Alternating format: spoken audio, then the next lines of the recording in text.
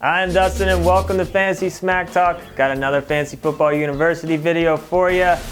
Fantasy Football University, check out the link in the card or description to figure out how to download it. It's an app that we created, basically an online book that can help any skill level get better at fantasy football and win a championship. These videos are just a snippet of what the app has to offer. Just going to give you a little bit of info, let you know what's in the app, and help you out. This video we're talking about scouting wide receivers and what to look for. Quick shout out to Fantasy Jocks for sponsoring this video series.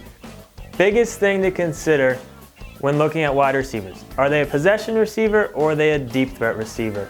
They can both have a lot of value in fantasy, but possession receivers, you're typically looking at a lot shorter routes and you need volume to have fantasy value. Deep threat guys, you're looking at maybe only 4 or 5 catches a game, but they're big catches, long touchdowns, stuff like that. And then elite receivers mixed in there, they can just do it all. The elite receivers, they can do anything you need them to do. But all of them can have value, and a lot of it depends on your league settings. Obviously PPR leagues, possession receivers have a little bit more value. More touchdown heavy leagues, deep threat guys can have more value. Another thing to consider, opportunities for targets. How often does the team that they play for throw the ball? Are they a run heavy team?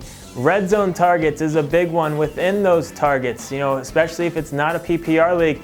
If it's a smaller receiver, they're probably not going to get anywhere close to double-digit touchdowns. But, bigger receivers typically get more red zone targets. So another thing to consider with league settings, how many targets are they getting and how many red zone targets are they getting? You need to take a look at the offensive system. Typically, there's a lot of times that offenses will kind of really focus 1 or 2 receivers on the team and really just kind of feed them the ball. But then there's other teams that like to spread the ball around, and they'll give they'll take what the defense gives them.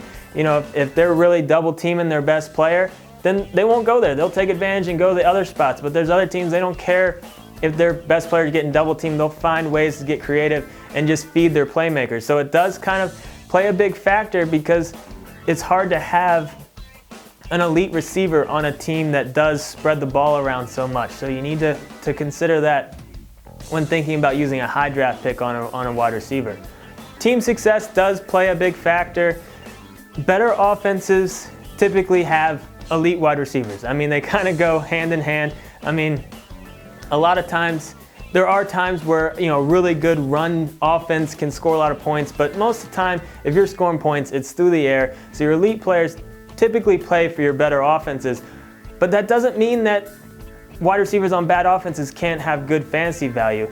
There's been plenty of times where guys who might only get 20 yards in the first half, but since their team's playing from behind, they might get 100 yards in the second half, and all those junk yards when the defense is just playing prevent, just moving everything back. It's harder to predict which wide receivers are going to get those junk yards, but you don't want to rule out a wide receiver just because they play for a bad team.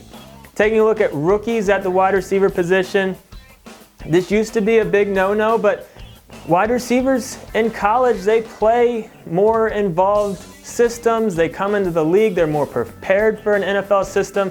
We're seeing more and more rookie wide receivers have instant fantasy value.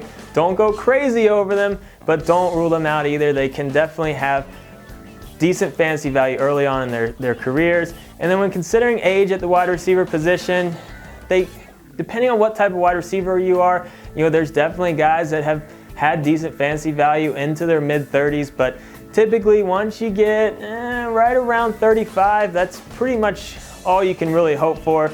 A lot of times it can even happen a little bit sooner in their early 30s where we start to see a decent regression in numbers, but wide receivers can certainly have value into their 30s, and so you don't have to rule them out quite like running backs once they get into their early 30s where they get a little scary with their age. So that's wide receivers, scouting them, what to look for. Check out the app if you want to see what else we have to say about that and all the other videos. Special thanks to Fantasy Jocks for sponsoring this series. Check them out if you need a belt, a trophy, a loser prize. They got lots of cool stuff. Subscribe to this channel, like this video. We're on Instagram, all that fun stuff.